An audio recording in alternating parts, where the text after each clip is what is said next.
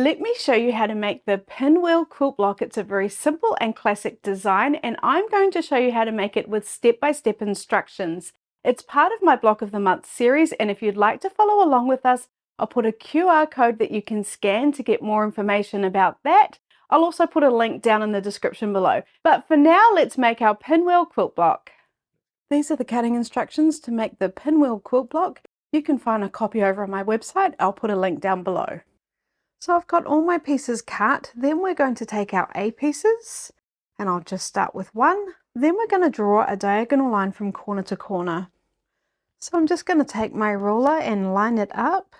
So it's lined up from the top corner to this corner, and I'm working on the wrong side of the fabric. I'm just going to draw a line with a washable marker. Then I'm going to take my B piece and place them right sides together. I want to make sure all my edges are lined up nicely.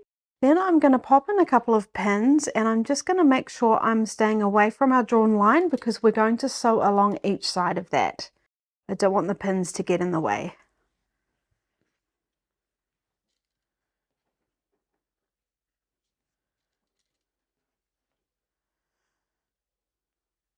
Now let's sew.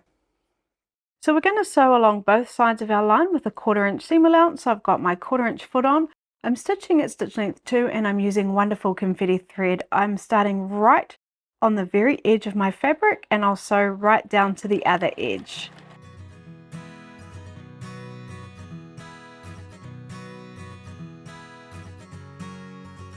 I've sewn right past the edge. I'm going to cut my thread, lift my foot up, and then I'm just going to sew along the other side of my drawn line.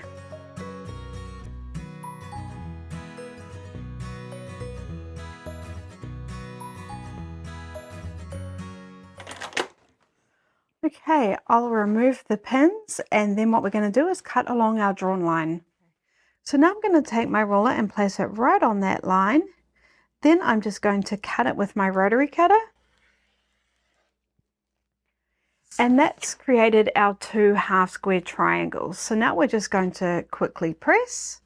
So I'm just going to set the stitches, which helps the stitches set into the fabric, making them stronger and help our block lay flatter. Then I'm going to press over to our dark side or our B fabric. I'm going to finger press in here so we don't have any creases. And when I'm happy it's sitting nicely, I'll give it a press.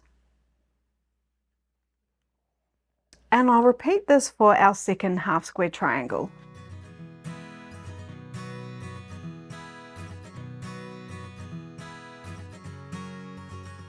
Now for each of our half square triangles, we're going to trim them to 6.5 inches by 6.5 inches, and I have a ruler that measures exactly that. I'm going to place a diagonal line right on top of that center seam there and trim all 4 sides. And I am using a rotating mat. You can just use a regular mat if you'd like. A rotating mat just makes it a little bit easier. Now, if you don't have a 6.5 inch ruler, all you do is place your diagonal line on that seam just like I did, but you just have to count across and measure that you are getting your 6.5 inches within your half square triangle. So I'll repeat that for my second half square triangle. And then when I'm finished this, what I'll do is I'll make 2 half square triangles with the remaining A and C pieces.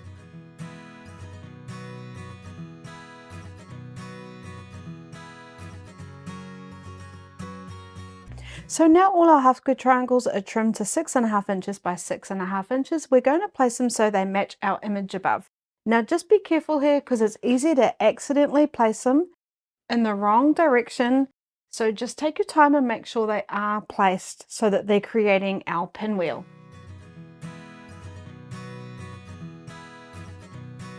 Okay, that looks good to me. Once we're happy our pieces are in the correct position, we're going to sew the 2 pieces together, creating our rows, and then we'll sew the rows together. So I'll just place these 2 pieces right sides together. Just set those ones aside for a minute, and then I'm going to line up these edges. I am just going to flip it over because I'd actually like to start on this end rather than this end. This end has all the seams coming together, so I would rather start here. Now we can actually nest those seams, which means we've got these seams pressed and going this way, these seams pressed and going this way. Just going to butt them up against each other and pop a pin in so they can't go anywhere. And then I will pop a pin in down this end. And if you'd like to, pop one in the middle too. Now I'm just going to sew along this edge. All the settings are exactly the same, and I'm just going to start off the edge there and sew along until I get to the bottom, removing the pins as I need to.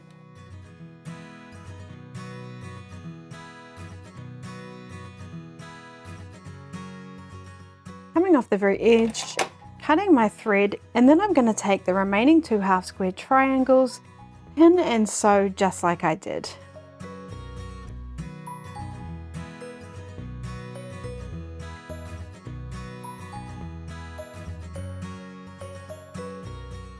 So then I'm going to set the stitches for both of our rows, and then what we want to do is the top row, which is this one. Oh, I want to turn that around. We want to press the seams going to our left, so I'm just going to finger press, make sure I'm happy with how that's sitting, and press. And our bottom row, or row 2, we want to press our seams coming to our right. Okay. Now let's sew our rows together. So placing our rows so they match our image again, I'm going to place row 1 on top of row 2, and we're going to sew along this seam. Now what we can do in the center here to make sure it's going to line up really nicely is we can pop a pin in right where we've got all our points coming together there, and then we can pop the pin in where it's also coming together on the bottom piece, so we know where to sew, so we're going to get a really beautiful point.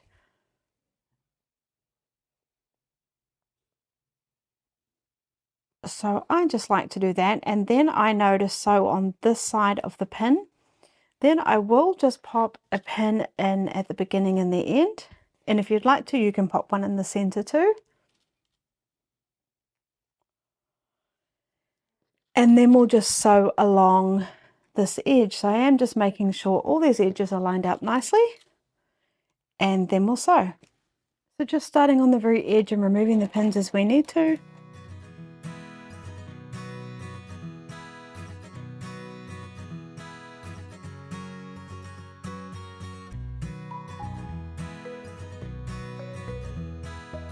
Now what we can do is open it up and check we're happy with how all of our points met in the middle there. And that looks fantastic to me. But if you're not happy, you can always just unpick those stitches and try again. So now I'm just going to press my seams open, and it can be a little bit fiddly getting it open nicely. Now this is a personal preference. If you'd prefer to, you can press yours to the side. Just whatever is your preference.